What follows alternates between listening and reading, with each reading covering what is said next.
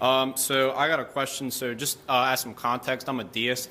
So like a deist? Yes. Like a Thomas Jefferson kind of person? Yeah. Okay. So just like with all these facts you've proposed that support Christianity, how do you reconcile them with evidence for other religions in terms of historical data for any Buddha or any Right. Well, excellent question. I think that what you need to do, because people sometimes say, have you investigated every other worldview out there? And the honest answer is no.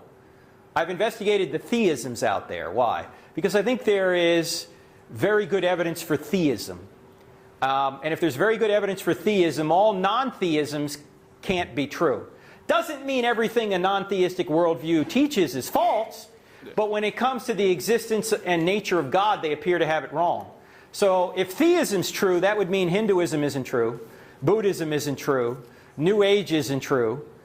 Just the big religions would be Christianity, Islam, or Judaism could be true. And then what you do is you look at those and you see the evidence for those.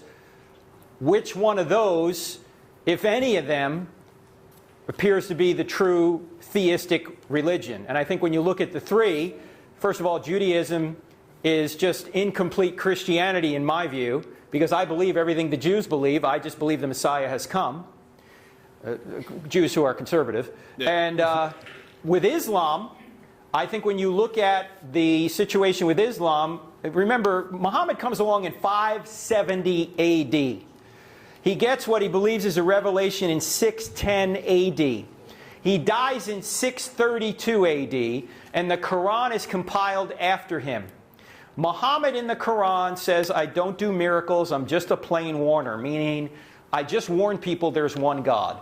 There are no miracles attributed to Muhammad until about 150 years later in what's known as the Hadith, the written traditions of what Muhammad said and did. Even many Muslim scholars admit many of the miracles that are in there are not true. They're legendary.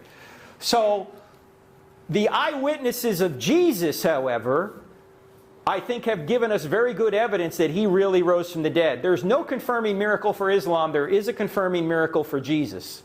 And it's interesting, if you read the Quran in Surah 5, I think it's verse 68, the Quran says, O ye people of the book, meaning the Christians and the Jews. O ye people of the book, you have no ground to stand on unless you stand on the law and the Gospels. In other words, the Quran is telling the Jews and the Christians to believe the Old Testament and the New Testament.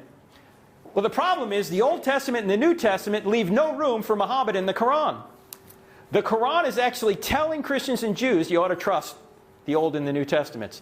Now, Muslims will come along and say, wait a minute, that was the original Old and New Testaments and they've been corrupted. Yeah, the problem with that is when the Quran was written in the 600s AD, we have full Bibles 300 years prior to that. Yeah. So we know it hasn't been corrupted. So the reason I'm a Christian is because I think the evidence shows that Jesus is God, that Jesus literally rose from the dead. And I just have a personal policy. If somebody rises from the dead, I just trust whatever the guy says.